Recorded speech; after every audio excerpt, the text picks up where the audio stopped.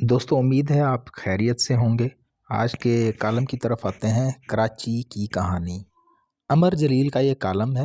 6 فروری کو یہ شائع ہوا تھا جنگ میں جنگ آرکائیو سے یہ آپ کو کالم جو ہے وہ پڑھ کے سناتا ہوں۔ ہمارے بزرگوں، بڑوں اور بوڑھوں نے فیصلہ کر لیا تھا کہ ایک مرتبہ پاکستان ہمیں مل جائے، اس کے بعد ہم انگریز سے گن گن کر اور چن چن کر بدلہ لیں گے۔ ہندوستان کی حکومت انگریز نے ہم سے چھینی تھی، ہندوؤں سے نہیں۔ اس وقت ہندوستان پر ہماری حکومت تھی جب انگریز بیوپاری بن کر ایسٹ انڈیا کمپنی بنا کر ہمارے پاس آئے تھے۔ اس وقت تو ہندوستان پر حکومت کرتے ہوئے ہمیں 300-400 برس ہو چکے تھے۔ ایسی باتیں پہلے کبھی میں نے پڑھی تھیں اور نہ کسی سے سنی تھیں۔ یہ میرے موکل کی اختراع ہے۔ میں اپنے موکل کی اختراع سے مکمل طور پر متفق ہوں، اس لیے آپ کو سنا رہا ہوں۔ یہ جو فرمائشی تاریخوں پر ہمیں پڑھایا جاتا ہے کہ ہندوؤں نے ہم پر بڑے ظلم کیے تھے، ستم ڈھائے تھے، قطعی غلط ہے۔ ہم نے 500 برس ہندوستان پر حکومت کی تھی۔ ہم کبھی بھی ہندو حکومت کے ماتحت نہیں رہے تھے۔ ہمارے پسماندہ رہ جانے کے اسباب کچھ دوسری نوعیت کے ہیں۔ بالم بن کر ہم نے 500 برس ہندوستان پر حکومت کی تھی۔ ہم خود کو فرداً فرداً ہندوستان کا حکمران سمجھتے تھے۔ ہندوستان کو پڑھنے لکھنے کی، حکمرانوں کو پڑھنے لکھنے کی ضرورت نہیں ہوتی۔ وہ اسکول نہیں جاتے، کالج نہیں جاتے، یونیورسٹی نہیں جاتے۔ ایسے لوگ جب اقتدار سے محروم ہوتے ہیں تب حواس باختہ ہو جاتے ہیں۔ ہمارے ساتھ بھی کچھ ایسا ہی ہوا۔ انگریز نے جب اقتدار ہم سے چھین لیا اور ہم بے بس ہو گئے، تب ہم سے اور کچھ تو ہو نہ سکا۔ ہم نے انگریزوں کے قائم کردہ تعلیمی اداروں کا بائیکاٹ کر دیا۔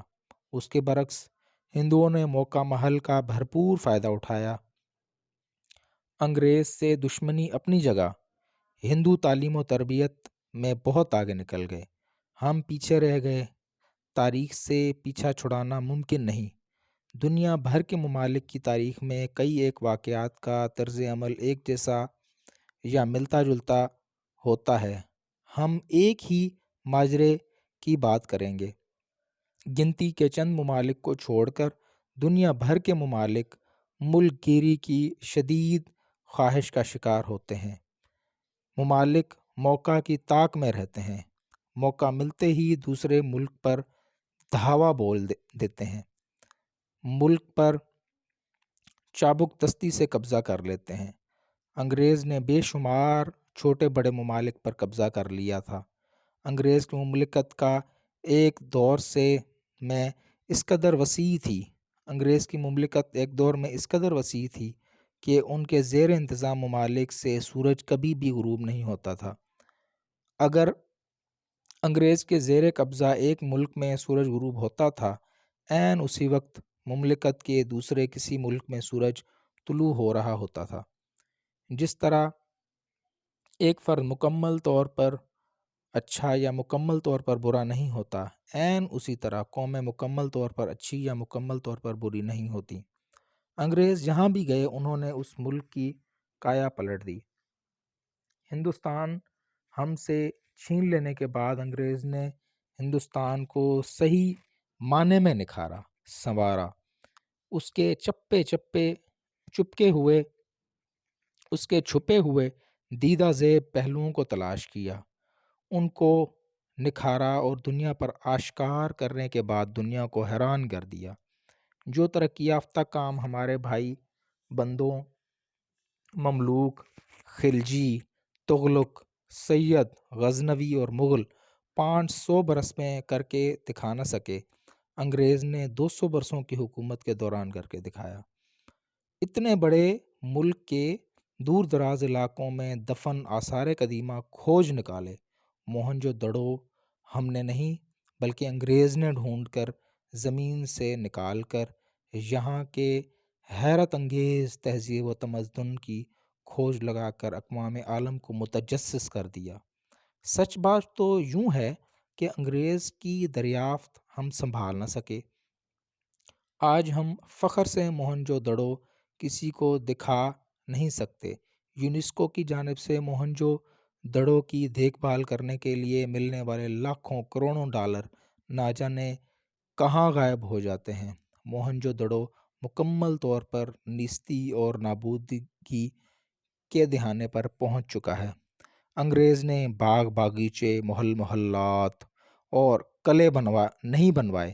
انگریز نے ہندوستان کو انتظامی نظام دیا، روڈ رستے بنے، مالیاتی نظام کو جدید سمت ملی، ملک بھر میں ریلوے کی پٹڑیاں بچھ گئیں۔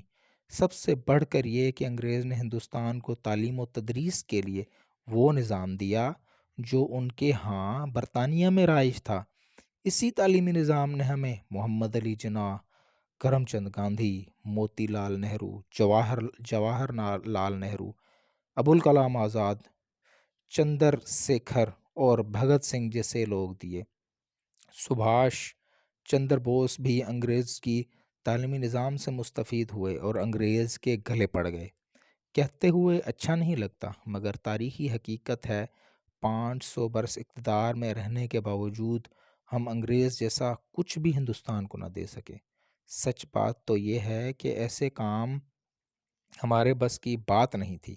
ہم نے 700 برس اسپین میں حکومت کی، آج وہاں نام و نشان بھی نہیں ہے سوائے ایک الحمراء کے علاوہ۔ انگریز نے سندھ پر 100 سال حکومت کی۔ سندھ میں خاص طور پر کراچی ان کو بہت اچھا لگتا تھا۔ 1847 سے لے کر 1947 تک انہوں نے دل و جان سے کراچی کو ہو بہو لندن اور مامبے جیسا یعنی ممبئی جیسا بنانے کی کوشش کی تھی۔ 100 سال کے عرصے میں وہ بہت حد تک اپنی کوششوں میں کامیاب ہو گئے۔ اگست 1947 میں انگریز جب ہندوستان کا بٹوارا کر کے چلے گئے، تب جب پیچھے کراچی کی صورت میں چھوٹا سا لندن، چھوٹا سا ممبئی چھوڑ گئے، شہر میں ٹرام کی پٹڑیاں بچھی ہوئی تھیں، روڈ رستے ایسے کہ لگاتار مہینوں تک بوندا باندی اور بارش ہونے کے بعد سڑکوں پر پانی نہیں ٹھہرتا تھا۔ ڈبل ڈیکر بسیں، اینگلو اورینٹل طرز کی عمارتیں، راستوں پر درختوں کی قطاریں، فٹ پاتھوں پر خوبصورت بینچوں کی قطاریں، cinema hall, park, play ground یعنی کھیل کے میدان۔ بٹوارے کے بعد کراچی ہمارے ہتھے چڑھ گیا۔ اس کے بعد جو ہمارے جی میں آیا ہم نے کراچی کے ساتھ کیا۔ ویڈیو دیکھنے کا بہت بہت شکریہ۔